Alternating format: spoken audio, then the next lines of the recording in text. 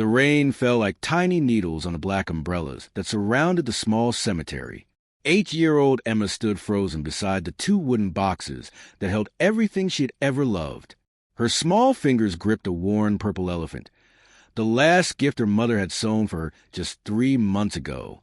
The elephant's fabric was soft and faded, but it still smelled like her mother's lavender perfume. Emma's dark eyes stared at the muddy ground, watching raindrops mix with her tears. She didn't understand why everyone was throwing dirt on the boxes.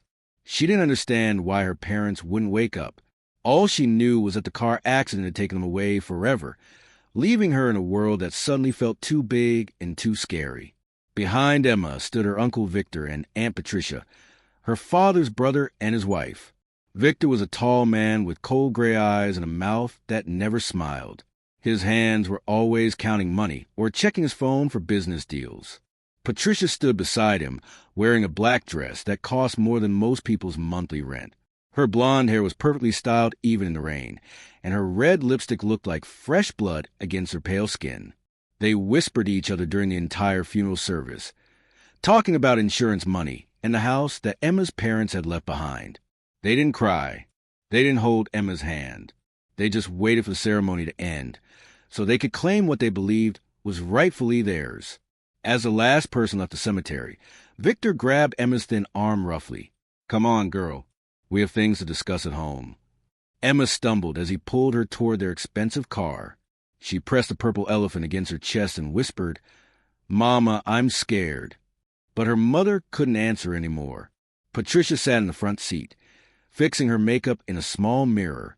She looked back at Emma with disgust and said, "Stop sniffling. It's annoying. Your parents are gone, and crying won't bring them back." Emma's bottom lip trembled, but she tried to be quiet.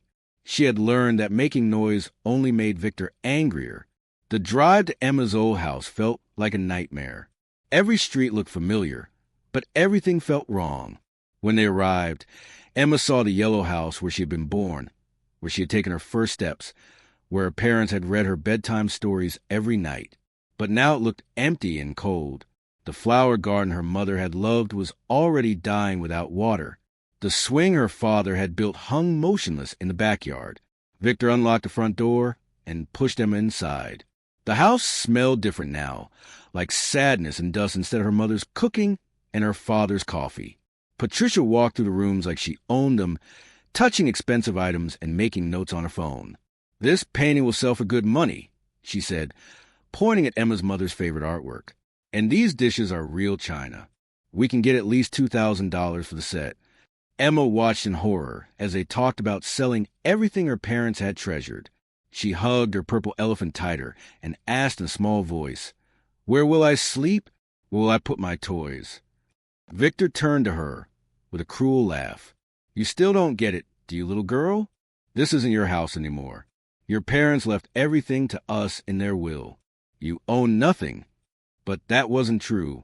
Emma's parents had actually left everything to Emma in a special trust fund, with Victor only meant to be her guardian until she turned 18. Victor had found the real will in his brother's desk and had hidden it, creating a fake document that gave everything to him and Patricia. Emma was too young to understand legal papers, and no one else knew about the switch. Victor pulled out a small suitcase and threw it on the living room floor. "Pack your clothes," he commanded. "You have 10 minutes. Take only what fits in this bag." Emma's eyes filled with fresh tears. "But what about my books? What about my mother's jewelry box? What about my father's guitar?" Patricia rolled her eyes and said, "You don't need any of that junk. You're lucky we're even letting you take clothes." Emma ran to her bedroom, her bare feet slapping against the cold wooden floors.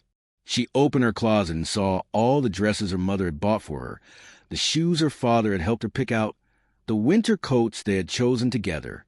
She grabbed a few shirts and pants, her pajamas, and her favorite book about a brave little mouse. Everything else had to stay behind. As she packed, she could hear Victor and Patricia arguing in the kitchen. "The kid is going to be nothing but trouble," Patricia said. "She'll eat our food, take up space, and remind everyone that we're not her real parents. People might start asking questions." Victor's voice was hard and mean. "Don't worry.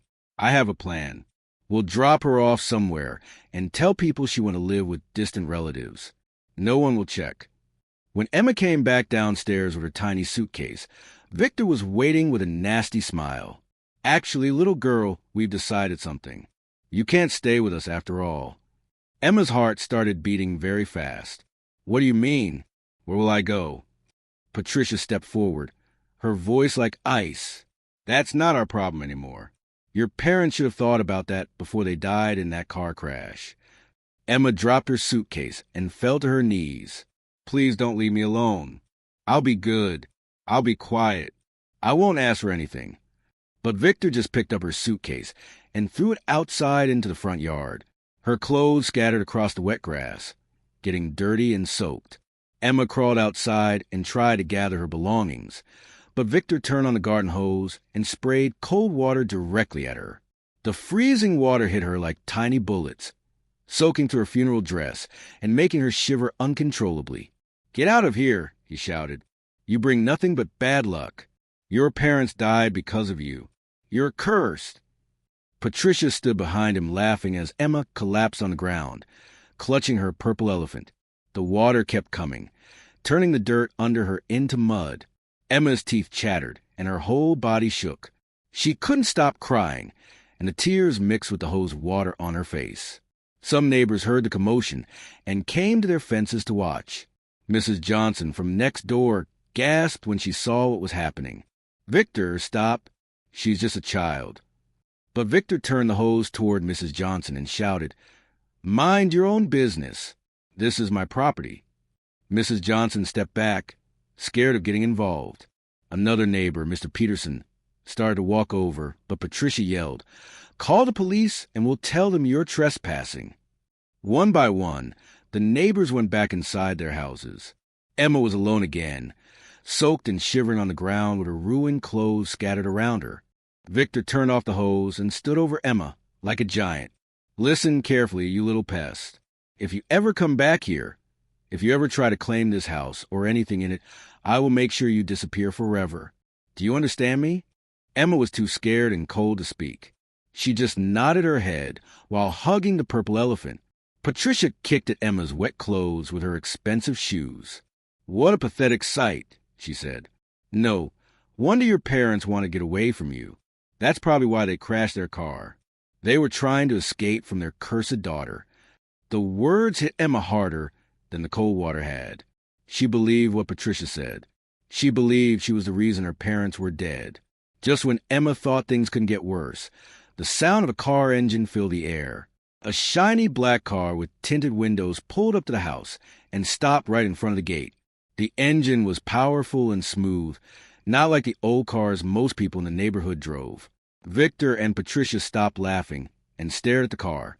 They had never seen it before, and they couldn't see who was inside because of the dark windows. The car door opened with a soft click, and expensive leather shoes stepped out onto the wet pavement. Then a man emerged from the car, and Emma's world changed forever. The man was tall and strong, wearing a perfectly fitted black suit that probably cost more than most people made in a year. His hair was dark with silver at the edges, and his eyes were the deepest blue Emma had ever seen. He walked with confidence, like someone who was used to being in charge and having people listen to him. But what shocked Emma the most was a gentle look on his face when he saw her crumpled on the ground. His name was Daniel Morrison, and he was one of the richest men in the city. He owned hotels, restaurants, and companies all over the world. But more importantly, he had been Emma's father's best friend since they were both 7 years old, just like Emma was now. Daniel had been traveling overseas on business when Emma's parents died, and he had rushed back as soon as he heard the news. He had tried to call Victor several times to check on Emma, but Victor never answered his phone. So Daniel had decided to come see for himself how Emma was doing. What he found made his blood turn to fire. His best friend's daughter, the little girl he had watched grow up, was on the ground like a broken bird, soaked and shivering while her own relatives stood over her laughing. Daniel's hands clenched into fists, and his jaw tightened with controlled anger. What exactly do you think you're doing? Daniel's voice was quiet but deadly. Each word was like a sharp knife cutting through the air. Victor and Patricia instantly stopped laughing. They recognized Daniel from newspaper photos and television interviews. Everyone in the city knew who Daniel Morrison was. He had the power to destroy people's lives with a single phone call. Patricia quickly tried to fix her wet hair and put on a fake smile. "Mr. Morrison, what a surprise. We were just disciplining Emma. Children need structure. You know, we're her guardians now, and we have the right to teach her proper behavior." Daniel walked closer, his expensive shoes clicking on the wet pavement. He didn't take his eyes off Victor and Patricia, and his stare made them both take steps backward. "Guardians?" he repeated, his voice dripping with disgust. "Is this what you call guardianship? Spraying a grieving child with cold water while she cries for her dead parents?" Victor tried to puff out his chest and act brave. "She's not your concern, Morrison. She's family. We'll raise her how we see fit." But his voice shook when he spoke, because he could see the dangerous look in Daniel's eyes. Daniel knelt down beside Emma, not caring that his expensive suit was getting muddy. He gently touched her shoulder, and she looked up at him with wide, frightened eyes. "Hello, sweetheart," he said softly. "I'm Daniel. I was your daddy's best friend. Do you remember me? I came to your birthday party last year and brought you that big dollhouse." Emma's eyes flickered with a tiny spark of memory. She did remember a kind man with blue eyes who had made her father laugh and had given her the most beautiful dollhouse she had ever seen. She nodded slightly, still clutching the purple elephant. "Your parents loved you more than anything in the world," Daniel continued, his voice gentle and warm. "They would never want anyone to hurt you like this. Will you let me help you?" Emma looked back at Victor and Patricia, who were watching with angry faces. She was scared of what they might do if she said yes, but she was even more scared of staying with them.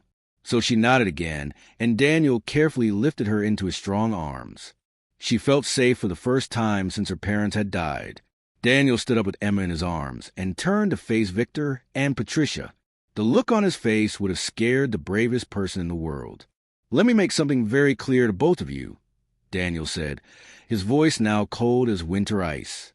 "Emma is coming with me. If you try to stop me, if you try to follow us, if you even think about contacting her, I will use every lawyer, every connection, and every dollar I have to destroy you both.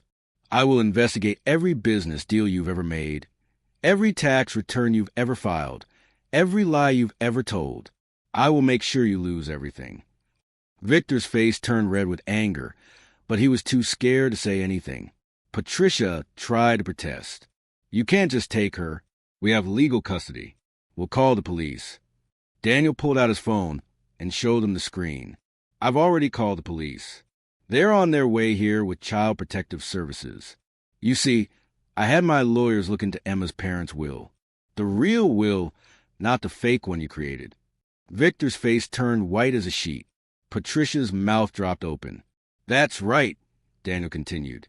"I know about your forgery. I know about your plan to sell Emma's house and steal her inheritance. I have copies of the original will, bank records, and witness statements. Emma is the rightful owner of everything her parents left behind, and I am her legal guardian according to their wishes." Victor tried to lunge forward, but Daniel's security team had quietly surrounded the area. Two large men in black suits stepped forward and blocked Victor's path. "You can't prove anything." Victor shouted desperately, "It's your word against ours." Daniel smiled, but it wasn't a kind smile. "Actually, it's not just my word. You see, Emma's father was a smart man. He knew he couldn't trust you, Victor. So he had security cameras installed in this house. Cameras that recorded everything, including your conversation yesterday about forging the will and getting rid of Emma." The sound of police sirens filled the air, getting closer and closer. Patricia grabbed Victor's arm, panic in her voice. "We need to run. We need to get out of here." But it was too late.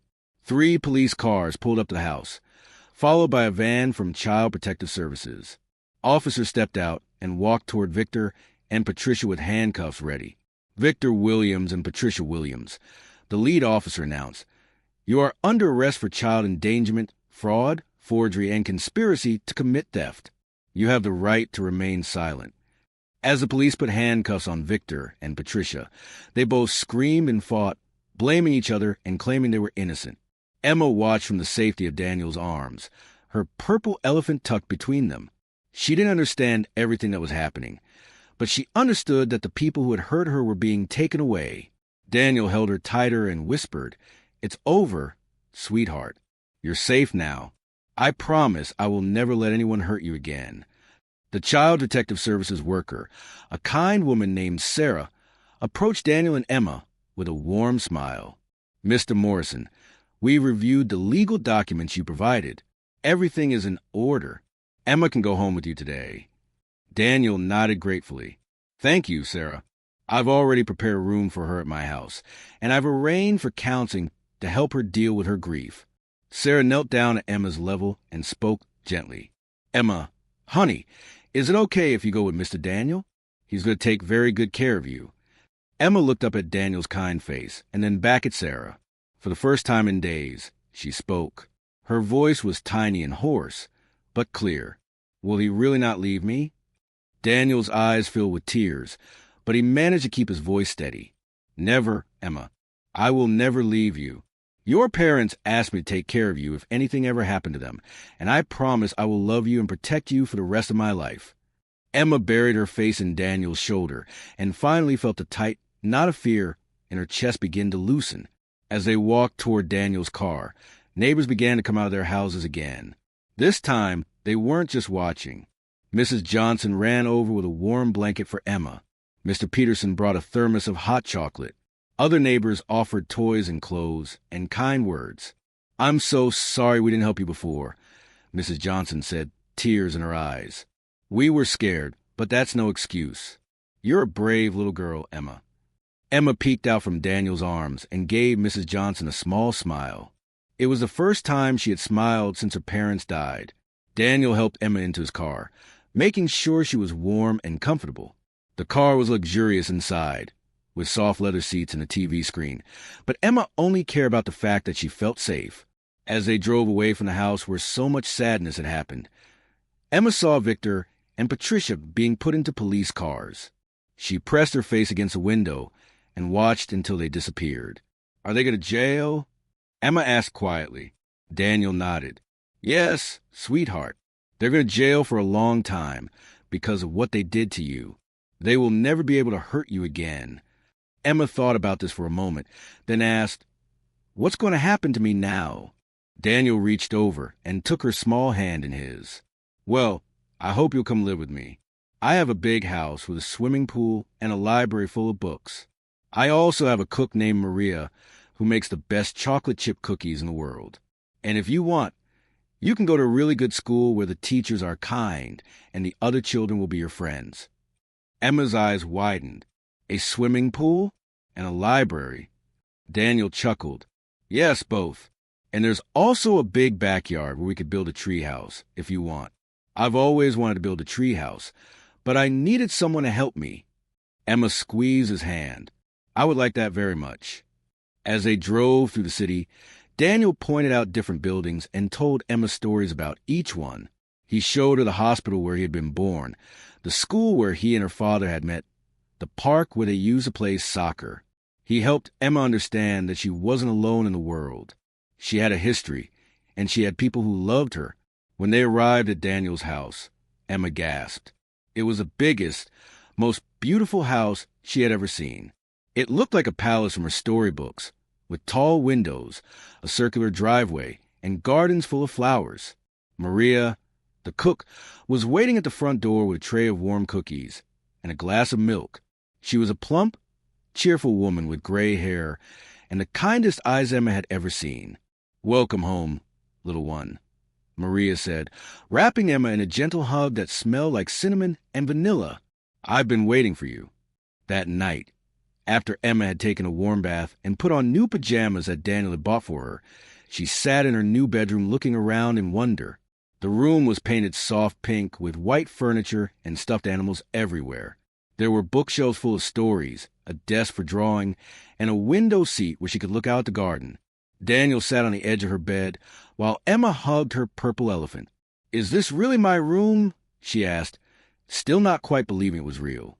"Forever and always," Daniel promised. This is your home now, Emma. You don't ever have to leave unless you want to. Emma was quiet for a moment, then looked up at Daniel with serious eyes. Will you be my daddy now? The question made Daniel's heart feel like it might burst with love and sadness at the same time. He thought about his best friend, Emma's real father, and knew that somehow he was watching over them both. If you want me to be, Daniel said softly, I could never replace your real daddy, but I can love you just as much as he did. I can take care of you and protect you, and help you grow up to be strong and happy. Emma nodded solemnly. I want you to be my daddy, my new daddy. As the months passed, Emma began to heal from her terrible experience with Victor and Patricia. She started school and made friends who liked her purple elephant and thought her stories were interesting. She learned to swim in Daniel's pool and helped Maria bake cookies in the big kitchen. She and Daniel built the most amazing treehouse anyone had ever seen, complete with windows and a rope ladder. But most importantly, she learned to trust again. She learned that not all adults were cruel, that family didn't have to be related by blood, and that love could grow even in the darkest times. Victor and Patricia were sentenced to 10 years in prison for their crimes. The judge said their actions were among the most heartless he had ever seen in his courtroom. Emma's house was sold, and the money put into a trust fund for her education. Daniel made sure she had everything she needed, but more than that, he gave her something Victor and Patricia never could: unconditional love and the security of knowing she would never be abandoned again. On the first anniversary of her parents' death, Daniel and Emma visited their graves together. Emma placed flowers on their headstones and told them all about her new life, her new school, and her new daddy who loved her. I miss you every day, she whispered to her parents. But I'm happy now. I'm safe, and I know you're watching over me. Daniel squeezed her hand as tears ran down both their faces. They're very proud of you, Emma, and they're grateful that you found your way to our family. As they walked back to the car, Emma looked up at Daniel with a smile. Daddy, can we stop for ice cream on the way home? Daniel laughed and picked her up, swinging her around like her father used to do. Of course we can, sweetheart. We can do anything you want. The story of the little girl who was thrown out by her uncle and aunt after her parents' funeral became a story of hope instead of tragedy. Emma learned that sometimes the worst things that happen to us lead us to exactly where we need to be. She learned that families are built by love, not just by blood, and that there are good people in the world who will fight for those who cannot fight for themselves. And Daniel learned that the greatest treasures in life aren't money or houses or businesses, but a love of a child who calls you daddy and means it with her whole heart. Years later, when Emma was grown up and successful, people would ask her how she survived such a terrible beginning. She would smile and say, sometimes angels come in expensive suits and drive fancy cars. Sometimes the people who are meant to love you find you just when you need them most. And sometimes the worst day of your life is really the first day of your new life. Emma never forgot her real parents, but she also never forgot the man who saved her when she was broken and alone, who gave her a home, and who showed her that love really can conquer even the darkest evil. The little girl who was thrown out by her uncle and aunt after her parents' funeral found something better than what she had lost.